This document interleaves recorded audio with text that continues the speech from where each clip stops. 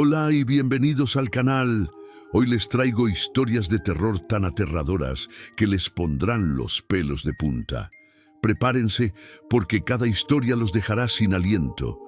Pero antes de empezar, asegúrense de darle a me gusta y suscribirse al canal para no perderse ninguna de las futuras historias oscuras que les traeré. Ahora, apaguen las luces, pónganse los auriculares y comencemos.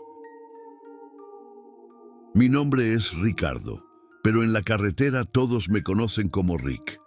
Para mí, el asfalto no es solo un trabajo, es una pista de carreras personal, y mi Kenworth W900, un monstruo de cromo y acero, es el único corcel en el que confío. Esa noche, con el estómago lleno de café barato y la cabina repleta de latas vacías de bebida energética, tenía una sola misión: cruzar el desierto de Texas en tiempo récord. Quería demostrarle a mi padre, una leyenda retirada cuyo fantasma aún se cernía sobre cada milla que recorría, que yo era mejor, más rápido, más audaz. Por la radio de Banda Ciudadana me burlaba de los veteranos, de los lentos, presumiendo de una velocidad que bordeaba la imprudencia. La noche caía sobre la interminable US Route 90, una cinta negra y solitaria que se perdía en un horizonte de nada. La oscuridad del desierto de Chihuahua era absoluta, un océano de negrura donde mis faros eran la única luz en el universo. El zumbido del motor era una canción de poder, una promesa de que nada podía detenerme. Cada pueblo que dejaba atrás era una muesca más en mi cinturón. Cada camión que adelantaba era una victoria personal contra el legado de mi padre.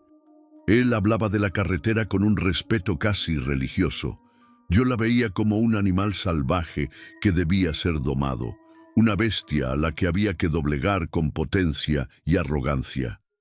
En la soledad de mi cabina, rodeado por el resplandor de los indicadores y el mapa digital, me sentía invencible, el rey de un reino de asfalto y soledad, sin saber que en esa misma carretera habitan guardianes mucho más antiguos que cualquier leyenda del transporte.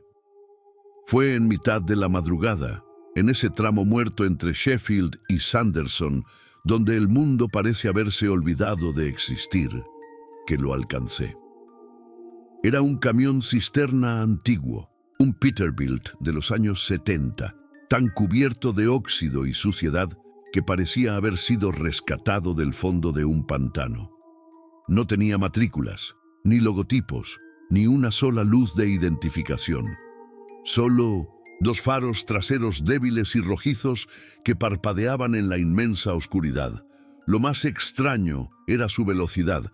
Mi control de crucero digital marcaba que el vejestorio se movía a exactamente 60 millas por hora, ni una más ni una menos. Para mí no era más que una chatarra jurásica, un obstáculo irritante en mi camino hacia la gloria. Con un bufido de desdén apagué el control de crucero, listo para dejar atrás a esa reliquia. Puse el intermitente más por costumbre que por cortesía y pisé el acelerador. El motor de mi Kenworth rugió y me lancé al carril contrario, pero justo cuando mi cabina se emparejó con la suya, ocurrió algo imposible. El motor del viejo cisterna emitió un gemido gutural y aceleró sutilmente, con una potencia que su chasis decrépito no debería poseer. Se mantuvo perfectamente a mi lado, como una sombra pegada a mi vehículo. De repente, dos luces cegadoras surgieron de la negrura infinita del desierto. Un coche, en sentido contrario, que apareció de la nada. Maldiciendo, pisé el freno con todas mis fuerzas. Los neumáticos chirriaron contra el asfalto y el olor a goma quemada inundó mi cabina mientras me desviaba bruscamente de vuelta a mi carril, justo detrás del misterioso camión. La ira reemplazó por completo a mi desconcierto. Ningún pedazo de chatarra iba a humillarme. Esperé a tener un largo tramo de visibilidad y volví a la carga, esta vez con más furia que nunca. Pero entonces la propia carretera pareció conspirar en mi contra. La recta perfecta se convirtió en una serie de curvas sinuosas que no aparecían en ningún mapa. En cada intento de adelantamiento, el viejo cisterna se deslizaba con una agilidad imposible, como una serpiente de metal oxidado, bloqueando mi paso con una precisión milimétrica y sádica. Mi radio, mi única conexión con el mundo, se ahogó en un mar de estática.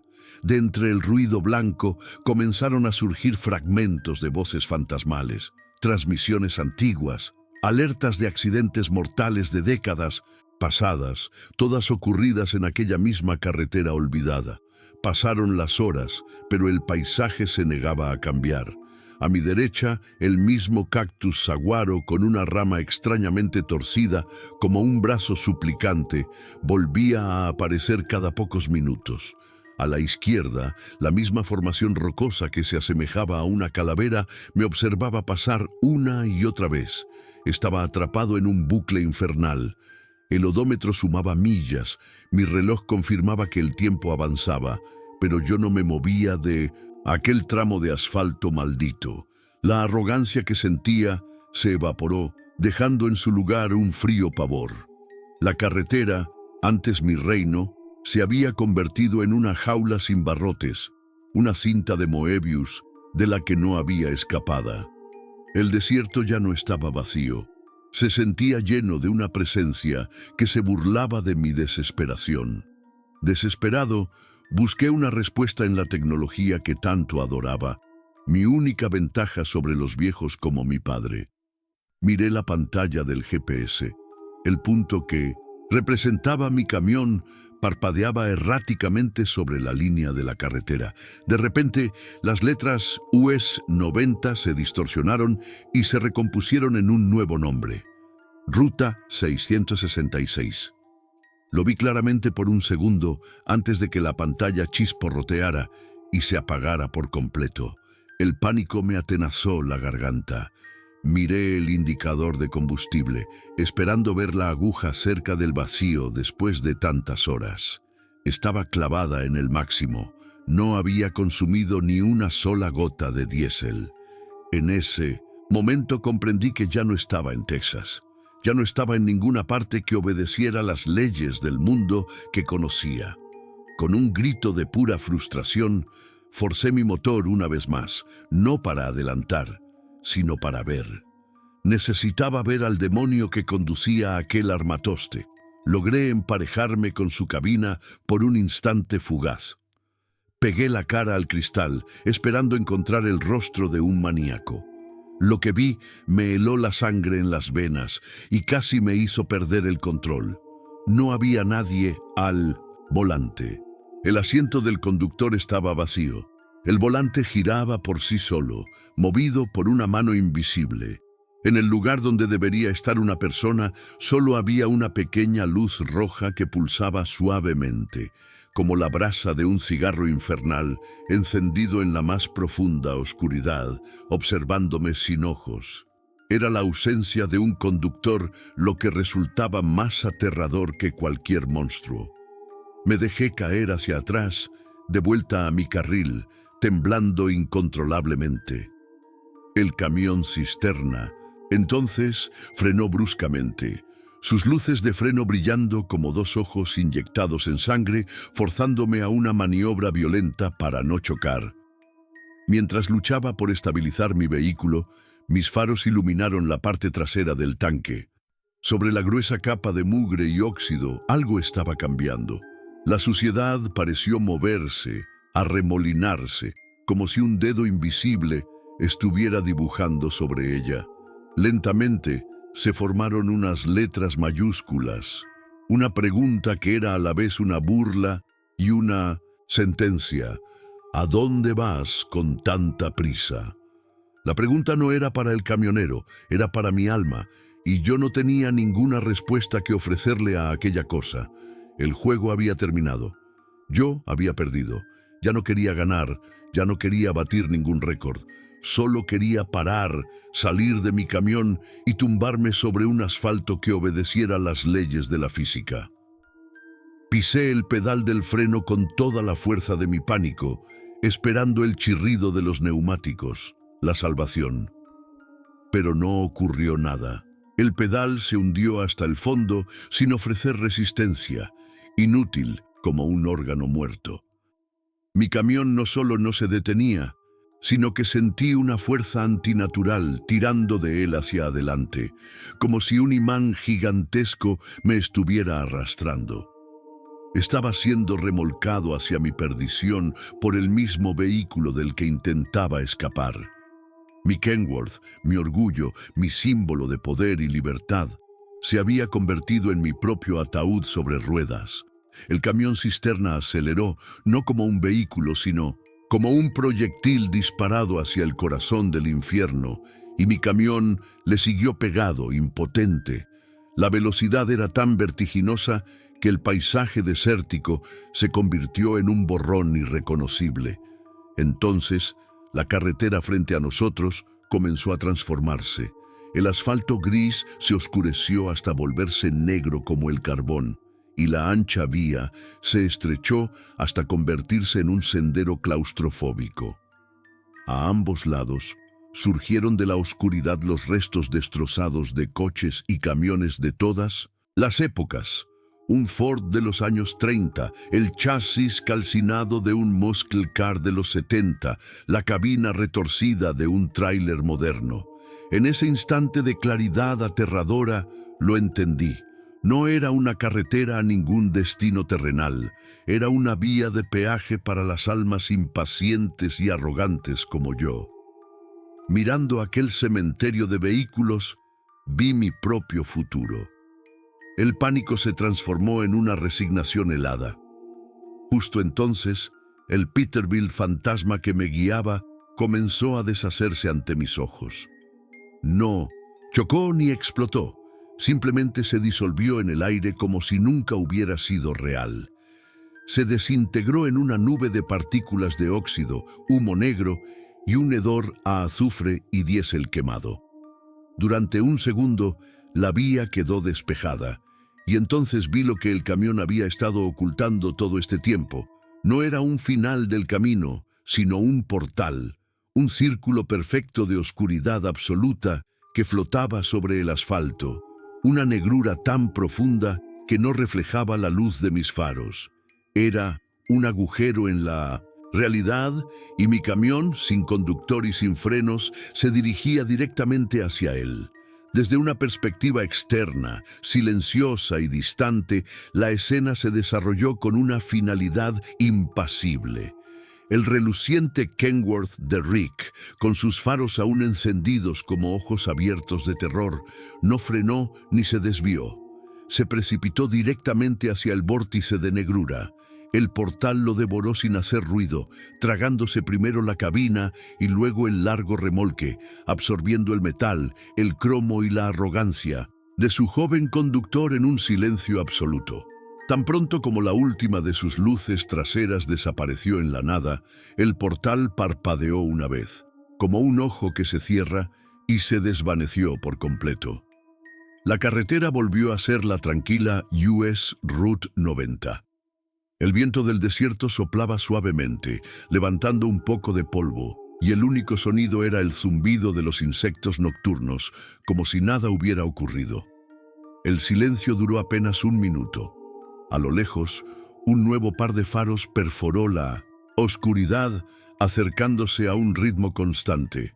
Era otro camión, de otra compañía, conducido por un hombre anónimo que solo pensaba en llegar a su destino.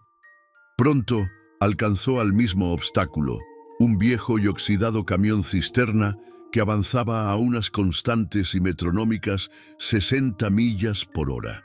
El nuevo conductor, irritado, encendió su radio de banda ciudadana para quejarse con quienquiera que estuviera escuchando.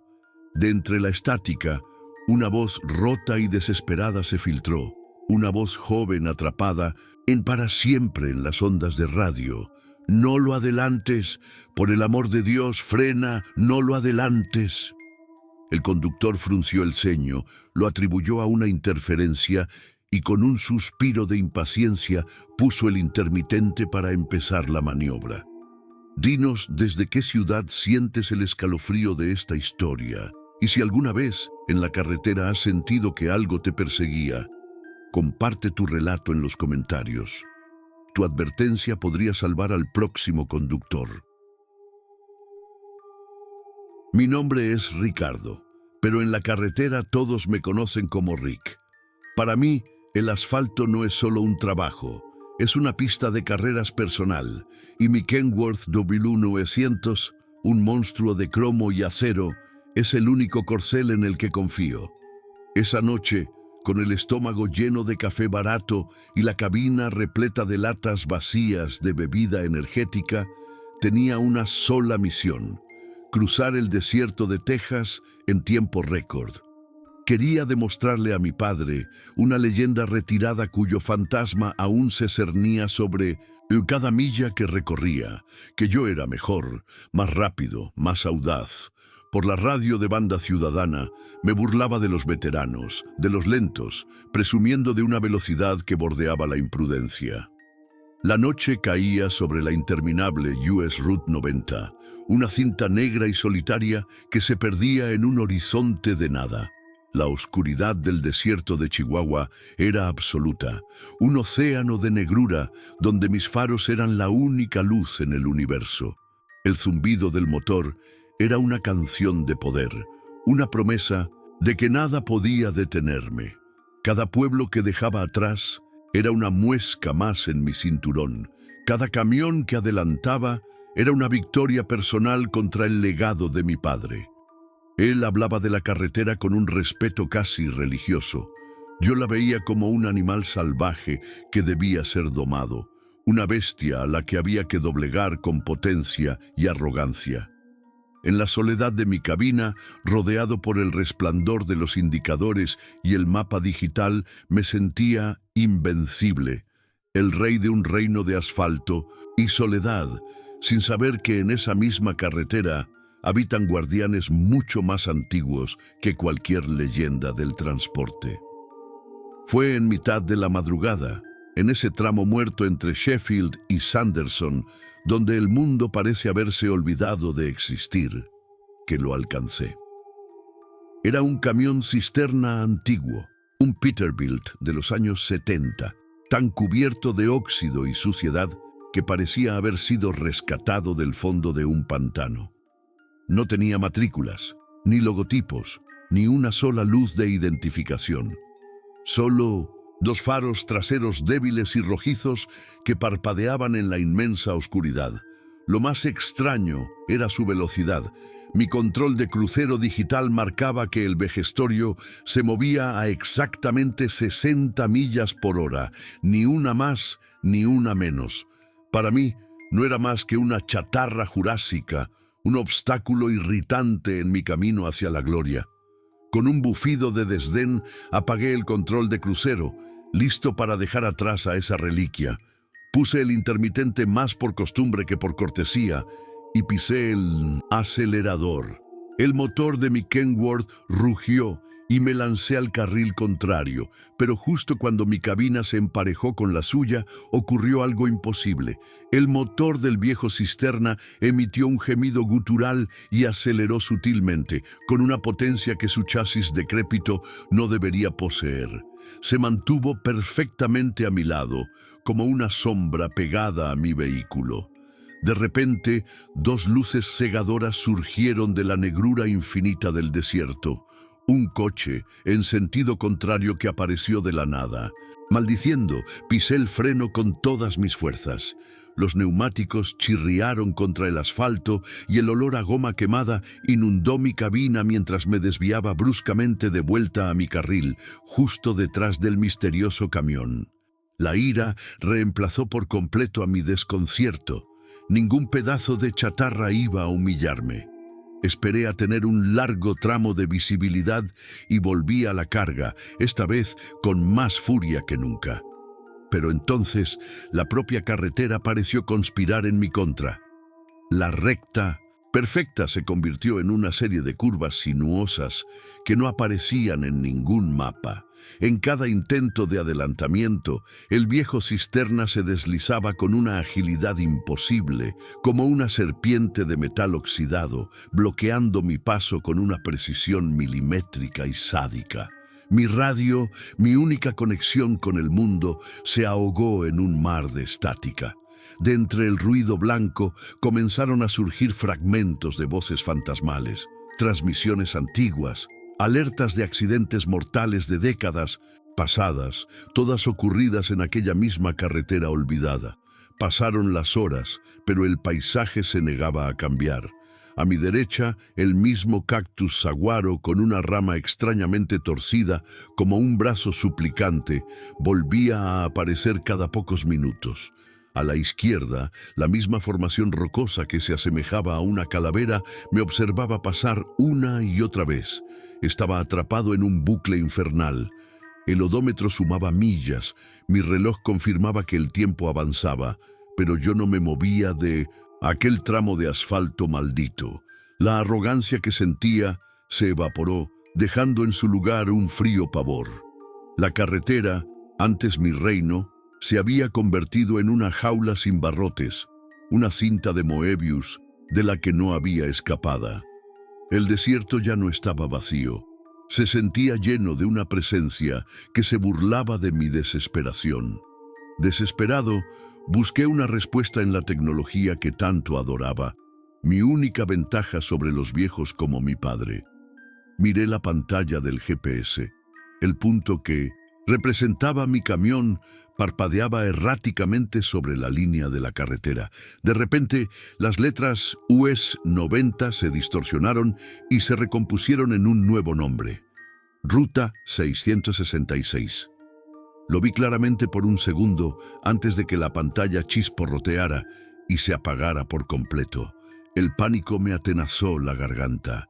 Miré el indicador de combustible, esperando ver la aguja cerca del vacío después de tantas horas. Estaba clavada en el máximo. No había consumido ni una sola gota de diésel. En ese momento comprendí que ya no estaba en Texas. Ya no estaba en ninguna parte que obedeciera las leyes del mundo que conocía. Con un grito de pura frustración, forcé mi motor una vez más, no para adelantar, sino para ver. Necesitaba ver al demonio que conducía aquel armatoste. Logré emparejarme con su cabina por un instante fugaz. Pegué la cara al cristal, esperando encontrar el rostro de un maníaco. Lo que vi me heló la sangre en las venas y casi me hizo perder el control. No había nadie al volante. El asiento del conductor estaba vacío. El volante giraba por sí solo, movido por una mano invisible. En el lugar donde debería estar una persona, solo había una pequeña luz roja que pulsaba suavemente, como la brasa de un cigarro infernal encendido en la más profunda oscuridad, observándome sin ojos. Era la ausencia de un conductor lo que resultaba más aterrador que cualquier monstruo. Me dejé caer hacia atrás, de vuelta a mi carril, temblando incontrolablemente. El camión cisterna entonces frenó bruscamente, sus luces de freno brillando como dos ojos inyectados en sangre, forzándome a una maniobra violenta para no chocar. Mientras luchaba por estabilizar mi vehículo, mis faros iluminaron la parte trasera del tanque. Sobre la gruesa capa de mugre y óxido, algo estaba cambiando. La suciedad pareció moverse, arremolinarse, como si un dedo invisible estuviera dibujando sobre ella. Lentamente se formaron unas letras mayúsculas, una pregunta que era a la vez una burla y una sentencia. ¿A dónde vas con tanta prisa? La pregunta no era para el camionero, era para mi alma, y yo no tenía ninguna respuesta que ofrecerle a aquella cosa. El juego había terminado. Yo había perdido. Ya no quería ganar, ya no quería batir ningún récord. Solo quería parar, salir de mi camión y tumbarme sobre un asfalto que obedeciera las leyes de la física. Pisé el pedal del freno con toda la fuerza de mi pánico, esperando el chirrido de los neumáticos, la salvación. Pero no ocurrió nada. El pedal se hundió hasta el fondo sin ofrecer resistencia, inútil como un órgano muerto. Mi camión no solo no se detenía, sino que sentí una fuerza antinatural tirando de él hacia adelante, como si un imán gigantesco me estuviera arrastrando. Estaba siendo remolcado hacia mi perdición por el mismo vehículo del que intentaba escapar. Mi Kenworth, mi orgullo, mi símbolo de poder y libertad, se había convertido en mi propio ataúd sobre ruedas. El camión cisterna aceleró, no como un vehículo, sino como un proyectil disparado hacia el corazón del infierno, y mi camión le siguió pegado, impotente. La velocidad era tan vertiginosa que el paisaje desértico se convirtió en un borrón irreconocible. Entonces, la carretera frente a nosotros comenzó a transformarse. El asfalto gris se oscureció hasta volverse negro como el carbón, y la ancha vía se estrechó hasta convertirse en un sendero claustrofóbico. A ambos lados surgieron de la oscuridad los restos destrozados de coches y camiones de todas las épocas. Un Ford de los años 30, el chasis calcinado de un muscle car de los 70, la cabina retorcida de un tráiler moderno. En ese instante de claridad aterradora, lo entendí. No era una carretera a ningún destino terrenal, era una vía de peaje para las almas impacientes y arrogantes como yo. Mirando aquel cementerio de vehículos, vi mi propio futuro. El pánico se transformó en una resignación helada. Justo entonces, el Peterbilt fantasma que me guiaba comenzó a deshacerse ante mis ojos. No chocó ni explotó, simplemente se disolvió en el aire como si nunca hubiera sido real. Se desintegró en una nube de partículas de óxido, humo negro y un hedor a azufre y diésel quemado.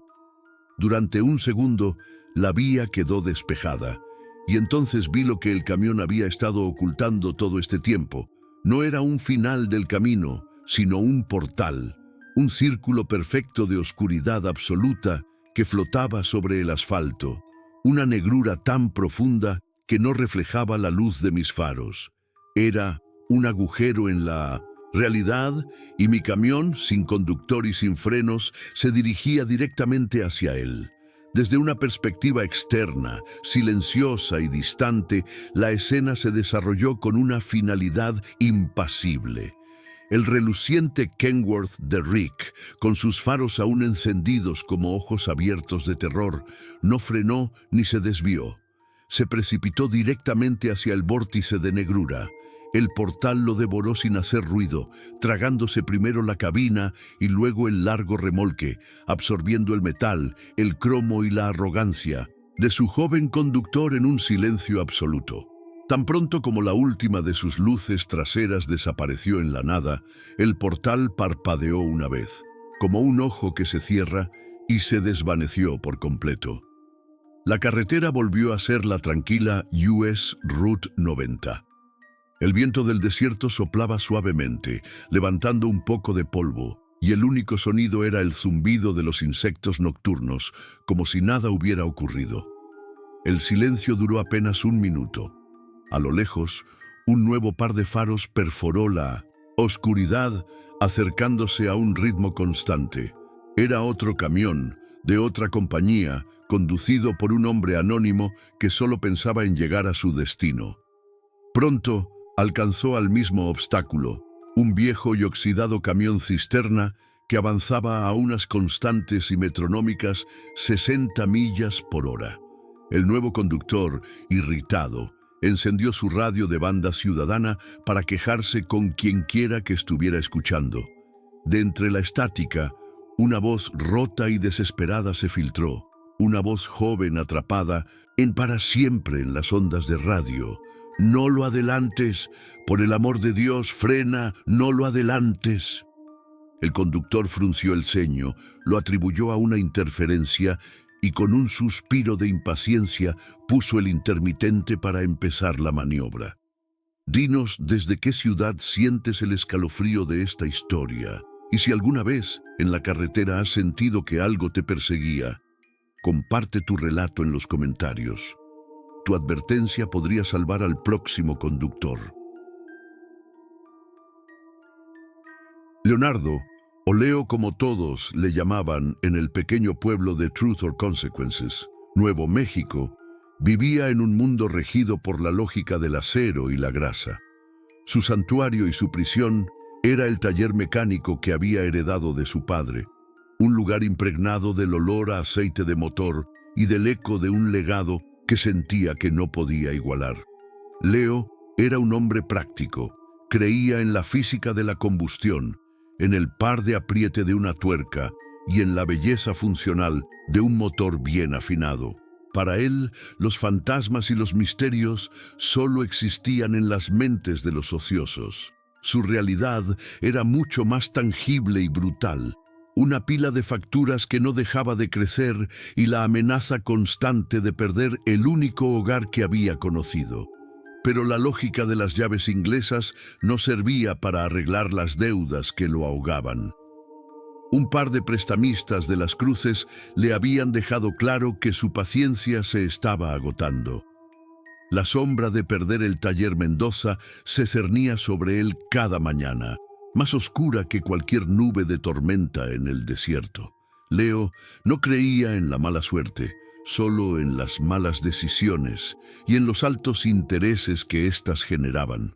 Se pasaba las noches trabajando en motores ajenos, con las manos cubiertas de grasa y la mente llena de números que nunca cuadraban. Su escepticismo era su armadura, pero la desesperación estaba empezando a abrir grietas en ella, volviéndolo vulnerable a soluciones que su mente racional nunca se habría atrevido a considerar. Una noche, mientras una tormenta eléctrica estallaba sobre el desierto con una furia bíblica, Leo conducía de vuelta a casa, agotado y derrotado. Para acortar camino, tomó la vieja carretera de tierra que bordeaba el antiguo cementerio de la ciudad, un lugar que la mayoría de la gente evitaba después del anochecer.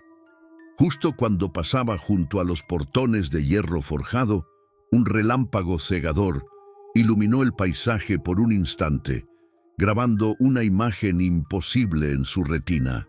Allí, entre las cruces de hierro y las lápidas desgastadas por más de un siglo de vientos áridos, se erguía la silueta inconfundible de un Dodge Charger de 1969.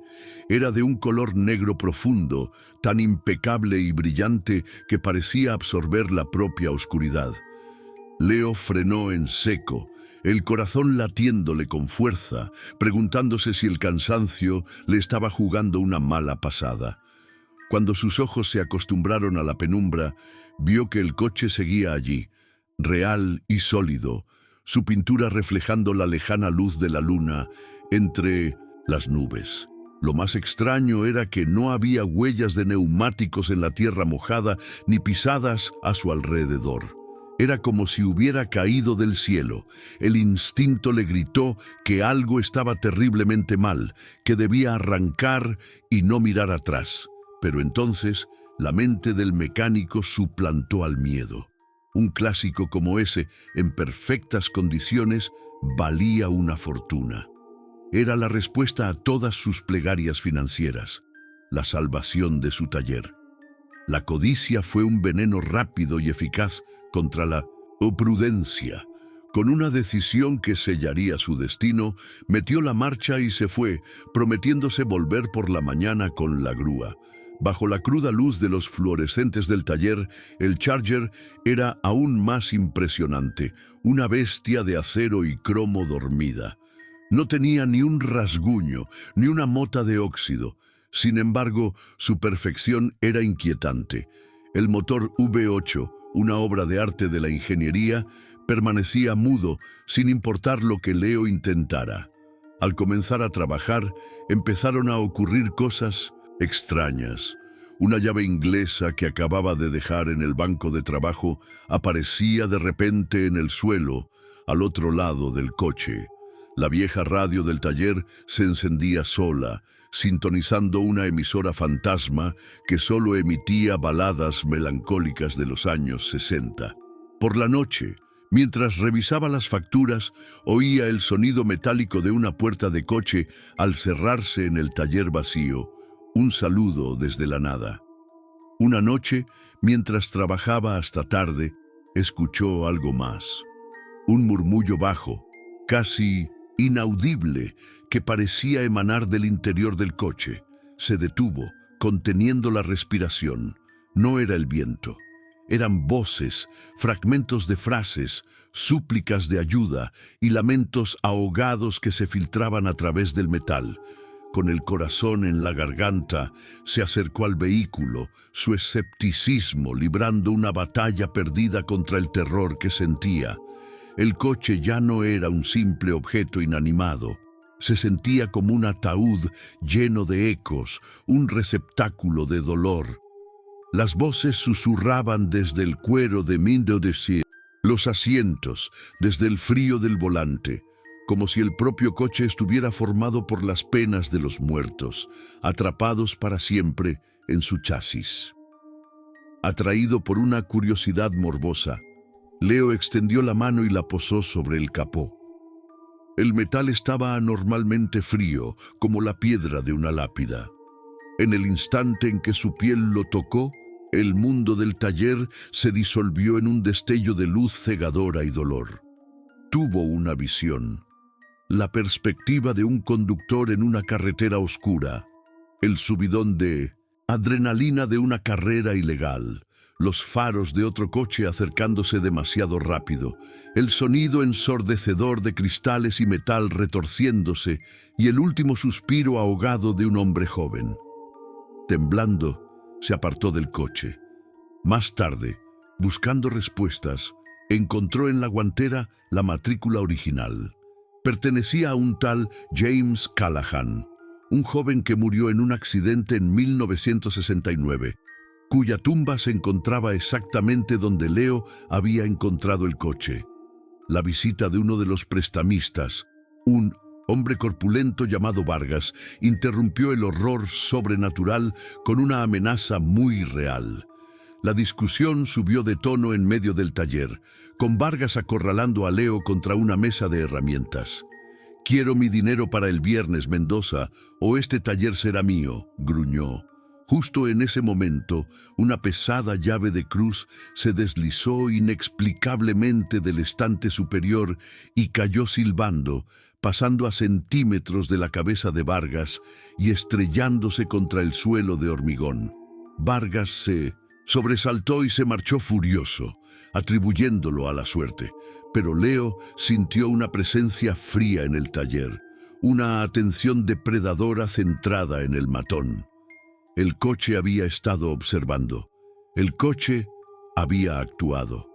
Esa misma noche, Leo oyó el agudo chirrido de unos neumáticos seguido del estruendo de un choque brutal justo delante de su taller. Vargas había sufrido un extraño accidente. Su coche se había salido de la carretera y había chocado contra un poste telefónico. A la mañana siguiente, mientras Leo asimilaba en silencio la noticia de la muerte del prestamista, ocurrió. El silencio del taller fue destrozado por el rugido violento, profundo y gutural del motor del Charger. Se encendió por sí solo. Los faros y las luces del salpicadero se iluminaron con un brillo carmesí, bañando a Leo en una luz infernal. En ese instante lo comprendió con una certeza que le heló el alma. El coche no había sido reparado, había sido alimentado. Elena lo encontró en el taller, bien entrada la noche, con la mirada perdida y las manos manchadas de una grasa que no era de ningún coche que ella conociera. Le suplicó que abandonara ese vehículo, que volviera a ser el hombre que ella amaba, el hombre que creía en la lógica y no en las sombras. Mientras discutían, un ensordecedor estruendo metálico los hizo sobresaltarse. Las pesadas puertas correderas del taller se habían cerrado de golpe, y el sonido del cerrojo al encajar resonó como una sentencia de muerte. Estaban atrapados. En el centro del taller, El motor del Charger rugió a la vida y sus 4 faros se encendieron, fijándose en ellos no como luces, sino como los ojos depredadores de una bestia que ha acorralado a su presa. De la vieja radio del coche brotó una alegre canción de rock and roll de los 60, un sonido terriblemente discordante que llenaba el aire de una locura festiva. Y entonces, de las sombras más profundas del taller, de entre las pilas de neumáticos y los motores desmontados, empezaron a manifestarse. Figuras translúcidas y parpadeantes emergieron de la oscuridad. El rostro de Vargas, el prestamista, con una expresión de eterno terror. El joven James Callahan, con su chaqueta de cuero de los 60, mirándolos con una mezcla de ira y confusión, y otras formas más antiguas, vestigios del cementerio profanado. No atacaban, simplemente se quedaban allí, rodeándolos, un coro silencioso de almas condenadas que observaban el espectáculo que estaba a punto de comenzar. Con un rugido que hizo vibrar el suelo de hormigón, el Charger se lanzó hacia adelante. Los neumáticos chirriaron, dejando marcas negras en el suelo, y el coche aceleró a una velocidad imposible dentro del espacio cerrado, apuntando directamente hacia Elena, que estaba paralizada por el pánico. El instinto, el amor, la última chispa de su antigua humanidad se apoderaron de Leo. Sabiendo que nunca podría detener aquella fuerza de 2 toneladas, hizo lo único que podía. No se arrojó delante para detenerlo. Corrió en diagonal hacia el vehículo en movimiento, arrancó la puerta del conductor y se lanzó al interior. Si iba a morir, lo haría luchando contra el fantasma desde dentro de la propia máquina infernal, tomando el volante para un último y desesperado viaje. Sentado en el asiento del conductor, el frío del cuero se sentía como la piel de un cadáver. Leo agarró el volante, pero una fuerza invisible y abrumadora trató de arrancárselo de las manos. Estaba luchando directamente contra la voluntad de la máquina. En el oscuro reflejo del parabrisas no veía la pared del taller que se acercaba, sino los rostros agonizantes de las almas atrapadas en el coche. James, Vargas y otros espectros, todos con la boca abierta en un grito silencioso. Con un último estallido de amor y adrenalina, Leo usó todo su peso y su fuerza, girando el volante apenas lo suficiente. Con un grito que fue mitad esfuerzo y mitad terror, logró desviar el coche de Elena. El Charger no se detuvo. Atravesó la pared de Minimum Sintusen, bloques de hormigón del fondo del taller, como si fuera de papel. Elena, cubierta de polvo y escombros, se puso en pie justo a tiempo para ver cómo las luces traseras del Charger salían disparadas de entre los restos de su taller. El coche no redujo la velocidad. Tomó la carretera de tierra a una velocidad demencial, dirigiéndose de nuevo hacia el cementerio del que había salido. Elena observó, impotente, cómo las 2 luces rojas se encogían en la distancia hasta convertirse en 2 puntos diminutos y luego desaparecían por completo en la noche del desierto. El coche nunca más fue visto, pero en la ciudad nació una nueva leyenda.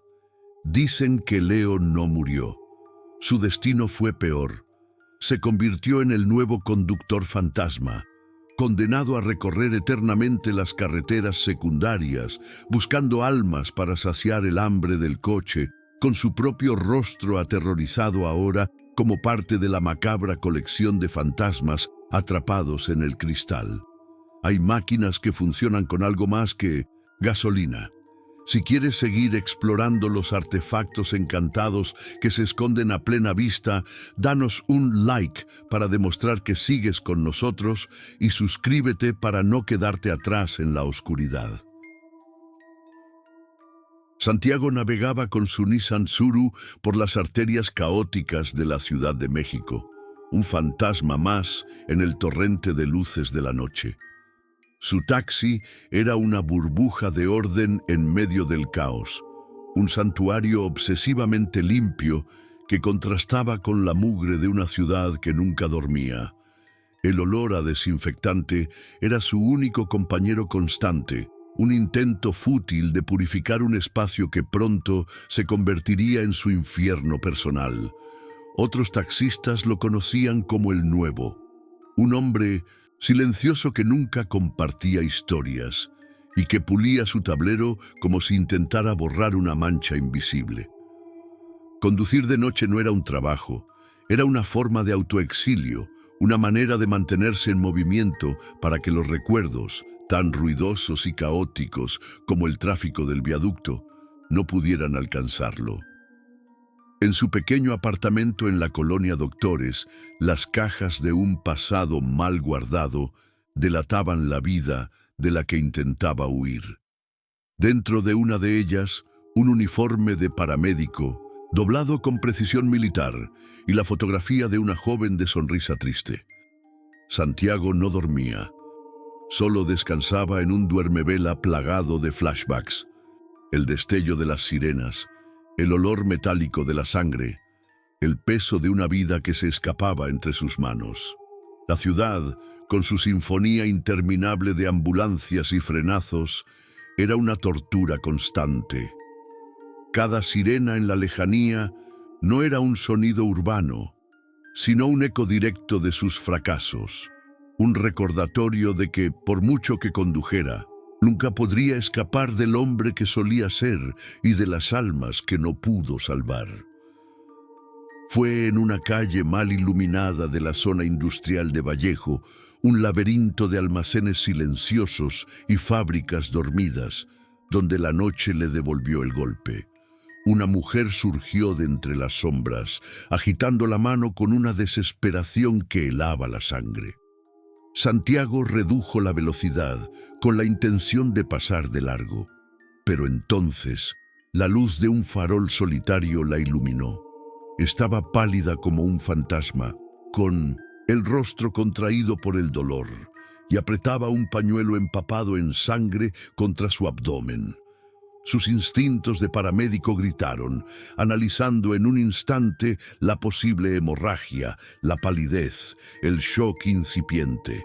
Pero el hombre que era ahora, el taxista que solo buscaba el silencio, pisó el freno con una vacilación que duró una eternidad, atrapado entre el impulso de ayudar y el terror de revivir su pasado. «Por favor, ayúdeme, me asaltaron», suplicó ella, su voz un hilo débil y tembloroso. «Necesito llegar a un hospital». La urgencia en sus palabras, la visión de su sangre, fue un detonante. El recuerdo del juramento hipocrático que una vez hizo fue más fuerte que su trauma. Desbloqueó las puertas. El orden de su santuario se hizo añicos en el momento en que ella se deslizó en el asiento trasero.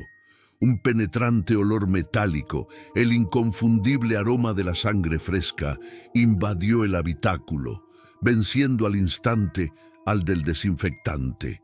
Le dio una dirección, un hospital al otro lado de la ciudad, un trayecto largo a través del corazón de la noche. Mientras Santiago arrancaba, el olor de la herida de Isabel ya comenzaba a impregnarlo todo. El pañuelo de Isabel ya no era suficiente. La sangre, oscura y espesa, comenzó a filtrarse entre sus dedos, manchando la inmaculada tapicería del asiento trasero. Para Santiago, cada gota era una profanación, una mancha de caos en su pequeño universo de orden. Le pasó un trapo limpio de su guantera, pero era inútil. La mancha parecía tener vida propia, extendiéndose lentamente como una marea oscura que absorbía la luz. Para ahogar los débiles gemidos de la mujer y el sonido húmedo de la tela empapándose, encendió la radio. Solo encontró el silbido de la estática, pero entre el ruido blanco comenzó a escuchar fragmentos de voces lejanas, códigos de emergencia, reportes de accidentes, los ecos fantasmales de la vida que había abandonado y que ahora regresaba para atormentarlo. Deteniéndose bajo la luz fría y fluorescente de una gasolinera, intentó limpiar el desastre. La normalidad del lugar, con gente comprando refrescos y llenando sus tanques, hacía que el horror dentro de su coche fuera aún más agudo. Se inclinó sobre el asiento trasero con un paño, pero la sangre se resistía, densa y casi negra. Por un instante, la superficie líquida dejó de reflejar la luz del techo del coche. En su lugar, vio con una claridad imposible el rostro de la joven de su fotografía, con los ojos muy abiertos, fijos en él, con una expresión de infinita tristeza y acusación. Santiago retrocedió de un salto, con el corazón martilleándole en el pecho. Parpadeó y el rostro se había ido. Solo quedaba la mancha, que ahora parecía burlarse de él. De vuelta en el laberinto de asfalto, la tortura se intensificó. Sus ojos no podían apartarse del espejo retrovisor. En el asiento trasero, junto a la acurrucada figura de Isabel, otras presencias comenzaron a tomar forma. Eran translúcidas, como hechas de humo y remordimiento. Un hombre mayor con el pecho hundido, un niño pálido con los ojos llenos de sorpresa y la más nítida de todas, la joven de la foto, sentada justo detrás de él, su mirada clavada en su nuca. Santiago sentía un frío antinatural, el peso de sus miradas silenciosas. Isabel, sin embargo, parecía no verlos. Acurrucada en su propio dolor, de vez en cuando preguntaba con un hilo de voz: «¿Por qué va tan lento? Por favor, dese prisa». El pánico se apoderó de Santiago cuando reconoció una esquina. El cruce de Insurgentes y Reforma, donde aquel hombre había sufrido un infarto masivo en plena acera, mientras él intentaba reanimarlo en vano. Luego, el GPS lo guió hacia otro cruce, el lugar donde un coche había atropellado al niño. Tuvo un flashback auditivo. El chirrido de los frenos, el golpe seco, el silencio atroz que vino después. A través de la ventanilla vio al fantasma del niño en la acera, señalándolo. Comprendió con horror que aquella no era la ruta más rápida al hospital. Era una peregrinación forzada a través de sus fracasos, una visita guiada por su propio infierno personal, orquestada por la mujer que sangraba en su asiento trasero. La ruta lo estaba llevando inexorablemente hacia el sur, hacia el puente de la Morena, el lugar donde su fracaso había sido absoluto, donde había llegado segundos demasiado tarde para evitar que la joven de la foto saltara al vacío. A medida que se acercaban, los gemidos de dolor de Isabel cesaron. Una extraña y ominosa calma se apoderó de ella. Santiago la miró por el retrovisor. Ella lo observaba con una intensidad que lo traspasó. Su rostro ya no era el de una víctima, sino el de un juez. «Tienes que terminar la carrera, Santiago», susurró ella, su voz ahora clara, firme y resonando con una autoridad sobrenatural. Todas ellas. En ese momento, él supo que ella no era una pasajera en busca de ayuda. Era su destino. El Tsuru se detuvo en medio del puente de la Morena, el motor todavía en marcha, un murmullo tembloroso en la noche silenciosa. Santiago no podía respirar. Estaba de vuelta en ese momento, reviviendo el eco del grito, el sonido sordo del impacto contra el agua, la parálisis de su propia impotencia. Con las manos aferradas al volante, se giró hacia su pasajera, con una pregunta ahogada en la garganta. Pero la mujer que lo miraba ya no era una víctima asustada. Isabel se enderezó, su palidez reemplazada por una serenidad aterradora, sus ojos brillando con una luz antinatural. Él bajó la vista hacia su abdomen. El pañuelo empapado en sangre había desaparecido. Su ropa estaba intacta, no había herida, no había nada más que la prueba irrefutable de que la realidad se había roto. «¿Quién? ¿Qué eres?», balbuceó Santiago. El rostro de Isabel comenzó a cambiar, a ondular como un reflejo en el agua.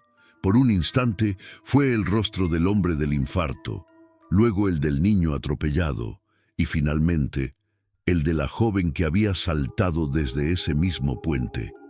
La voz que salió de sus labios no era una, sino un coro de susurros entrelazados, un eco de todas las almas que lo atormentaban. «Ninguno de nosotros puede descansar hasta que aceptes lo que hiciste», dijo la voz colectiva. En ese momento, los seguros de las puertas del taxi bajaron con un chasquido metálico y final. La mancha de sangre en el asiento trasero comenzó a hervir, a burbujear y a extenderse con una velocidad profana, trepando por las ventanillas y sumergiendo el interior en una sofocante oscuridad carmesí. Atrapado en el resplandor rojizo que se filtraba a través de la sangre en los cristales, Santiago vio cómo las apariciones se materializaban por completo. Ya no eran espectros translúcidos, eran sólidos, corpóreos, llenando cada centímetro del diminuto coche. Manos frías como el hielo lo agarraron, inmovilizándolo contra su asiento. El hombre con el pecho hundido jadeaba en su cara, haciéndole sentir la asfixia de sus últimos momentos. La joven del puente apoyó sus manos en sus hombros. Su tacto, una mezcla de pena y una fuerza implacable, estaba siendo juzgado y condenado no por un demonio o un fantasma, sino por un jurado compuesto por sus propios fracasos, viéndose obligado a enfrentarse a la culpa que había intentado limpiar, ahora convertida en una prisión física y tangible de la que no había escapatoria. La cámara se aleja lentamente del taxi, ahora una cápsula silenciosa y opaca en medio del puente, envuelta por la indiferente noche de la metrópoli. Los sonidos de la ciudad continúan su ritmo, ajenos al juicio que se celebra en ese pequeño espacio. Con las primeras luces del amanecer, un agente de tránsito en su ronda matutina encuentra el Tsuru perfectamente estacionado. Extrañado por su presencia, se acerca y golpea el cristal. No hay respuesta. Intenta mirar dentro, pero los cristales están empañados. Con una creciente sensación de inquietud, usa su herramienta para forzar la cerradura. La puerta se abre con un suave clic, rompiendo el silencio de la mañana. El aire que sale del interior no es de muerte, sino un olor aséptico y abrumador a productos de limpieza. El interior del coche estaba inmaculado. No había rastro de sangre, ni una huella, ni el más mínimo signo de la lucha que había tenido lugar. La tapicería estaba impoluta, el salpicadero brillaba. En el asiento del conductor, Santiago estaba reclinado, con los ojos abiertos de par en par, fijos en la nada, y una mueca de pánico y sorpresa congelada para siempre en su rostro. El informe forense dictaminaría una causa de muerte natural, un aneurisma cerebral masivo provocado por estrés extremo. Mientras los paramédicos retiraban el cuerpo, el agente de tránsito notó un único objeto en el centro del asiento trasero. Un pañuelo de seda blanco, limpio y perfectamente doblado. El tráfico en el puente se reanudó, fluyendo alrededor de la escena con total indiferencia, ajeno al purgatorio que había concluido en esa cabina. Hay pasajeros que nunca deberían subirse a tu coche. Si quieres seguir viajando por los rincones más oscuros de la mente humana, deja tu like para confirmar que has terminado la carrera y suscríbete para que tus propios fantasmas no te hagan perder el rumbo.